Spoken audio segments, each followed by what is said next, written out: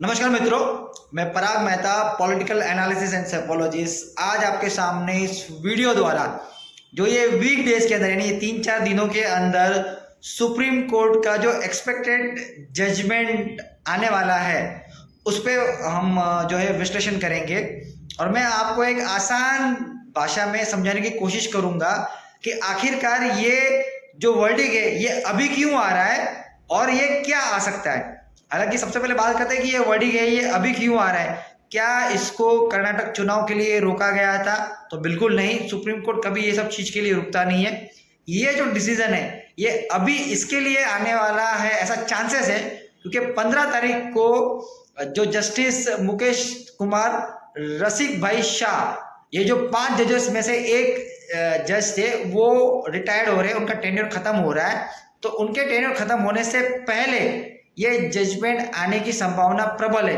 वो इसके लिए है कि जब भी कोई जजमेंट जो वर्डिक्ट सुप्रीम कोर्ट में पढ़ा जाता है या जो वर्डिक्ट है वो आता है उसको जस्टिस खुद सबके सामने पढ़ते हैं और पढ़ने के बाद हर एक जज जो भी उस वर्डिक्ट का हिस्सा थे वो सभी जज उसके ऊपर अपनी साइन करेंगे। तो सबसे पहले तो आप ये समझ लीजिए कि अगर 16 आमदार के ऊपर अगर अपात्रता की कार्रवाई होती भी है, वो डिस्क्वालीफाई होती भी है, तो भी शिंदे फडणवीस सरकार है ये बची रहेगी और ये अपना कार्यकाल पूरा करेगी। ये आप सबसे पहले समझ लीजिए।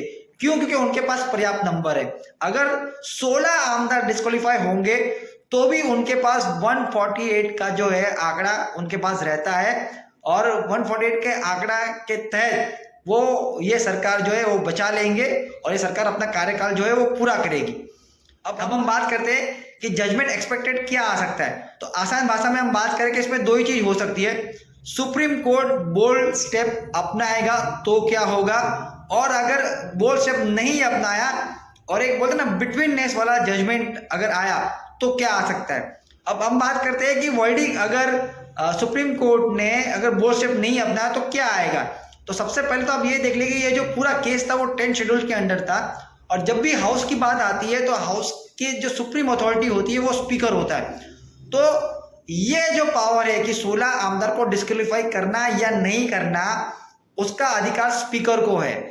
तो सुप्रीम कोर्ट शायद ट्रांसफर्स ऑफ पावर का हवाला देते हुए कि ये जो है कायदे की है यानी संवैधानिक प्रक्रिया के अनुसार ये जो अधिकार है ये स्पीकर के पास है, इसके लिए स्पीकर के पास फॉरवर्ड करेगी और हो सकता है स्पीकर को वो एक टाइम फ्रेम डिसाइड करके देगी कि आपको इसका जो फैसला है ये 90 डेज या 120 डेज के अंदर या तो इतने टाइम के अंदर करना है। ये ऐसा सुप्रीम कोर्ट कर सकती है।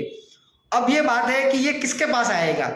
तब के स्पीकर जो नरहरि झिरवल है जिसके टाइम पे ये पूरा मामला शुरू हुआ था उनके पास जाएगा, या तो फिर राहुल नार्वेकर है जो अभी के स्पीकर इनके पास आएगा।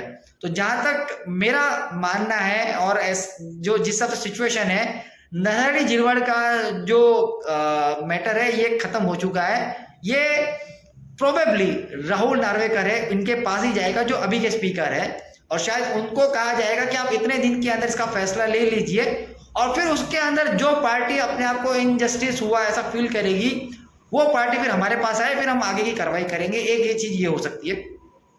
दूसरा ये हो सकता है कि इसमें बहुत सारे कायदे की दाव पेच है। कैसे है? जैसे कि हम लैंग्वेज में बात करें, उद्धव ठाकरे गठ ये कह रहा है कि ये जो 16 आमदार इंक्लूडिंग एकनाथ जी शिंदे ये इन्होंने जो है पक्ष विरुद्ध कार्रवाई की है इसके लिए इनको डिस्क्वालीफाई कहा जाए। और शिंदे गढ़ ये कह रहा है कि हमने पक्ष विरुद्ध कार्रवाई कोई की ही नहीं है क्योंकि मूल शिवसेना यानी ओरिजिनल शिवसेना हम ही है। उल्टा जो उनकी पार्टी में यानी उद्धव गढ़ के जो बाकी के आमदार है उनके पर वो कार्रवाई की मांग करेंगे क्योंकि वो जो है उन्होंने पक्ष विरोधी कार्रवाई की है क्योंकि ओरिजिनल शिवसेना यही है।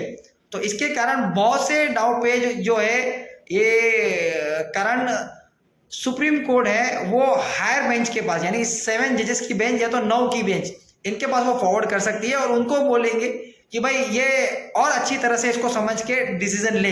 या तो तीसरा ये हो सकता है स्पीकर के पास देगी लेकिन राज्यपाल की भूमिका के ऊपर तीखी प्रतिक्रिया भी दे सकती है कि राज्यपाल ने जो किया है वो गलत किया है कि घड़ी के कांटे हम उल्टे नहीं घुमा सकते करके वो स्पीकर के हाथ में देंगे और स्पीकर को कहेंगे कि आप फिर से फ्लोर टेस्ट करवाए, पार्टी को मेजोरिटी प्रूव करने दे, और फिर जो पार्टी मेजोरिटी प्रूव करेगी वो अपनी गवर्नमेंट फॉर्म करेगी। इस तरह से हो सकता है।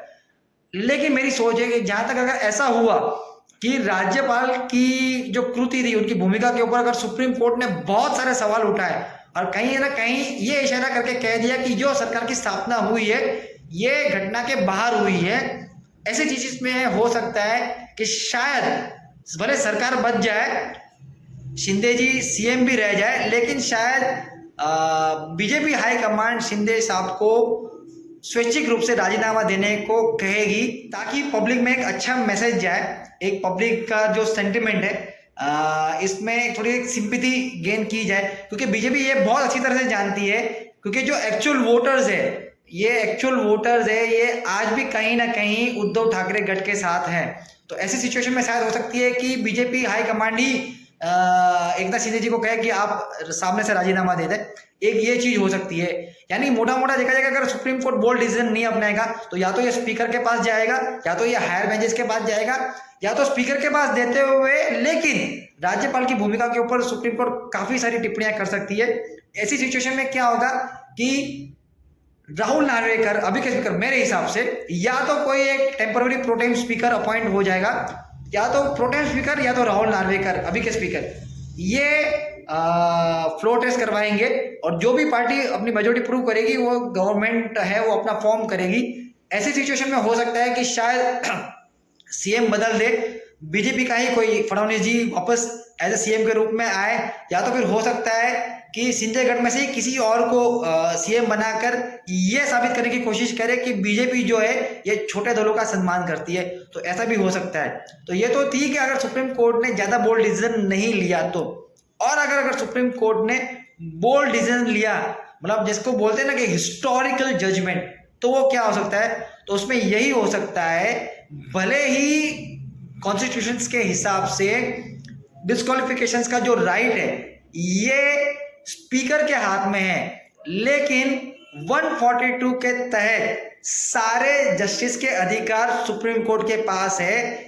इसका उपयोग करते हुए सुप्रीम कोर्ट जो है राज्यपाल का जो लेटर है उसको ही, मतलब मेजोरिटी वाला जो शिंदे सरकार को इनवाइट किया था, मतलब शिंदे जी को इनवाइट किया था, आप गवर्नमेंट में जो है मेजोरिटी प्रूव करके आप गवर्नमेंट फॉर्म करो करके, उसको ही वो रिजेक्ट कर दे और 16 के 16 आमदार को डिस्क्वालीफाई कर ले।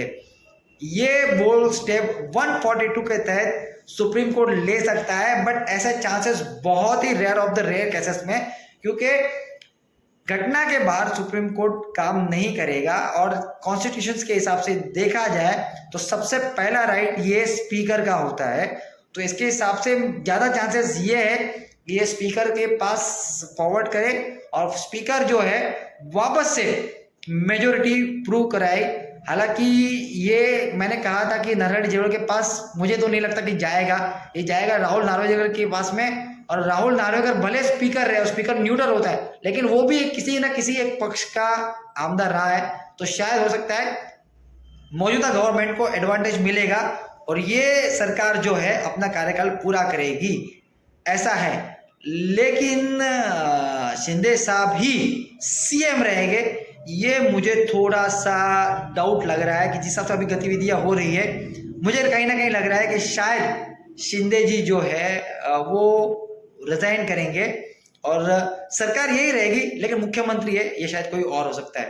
अब एक्चुअल में क्या होता है ये तो सुप्रीम कोर्ट ही है, हो सकता है सभी को चौंका दे, ऐसा भी वर्डिक आ सकता है। तो जब भी वर्डिक आएगा उस वर्डिक के ऊपर हम डिटेल में एनालिसिस करेंगे और उसके फ्यूचर में होने वाले राजनीतिक इफेक्ट्स क्या होंगे उस पर भी बात करेंगे। तब तक के लिए जय हिंद।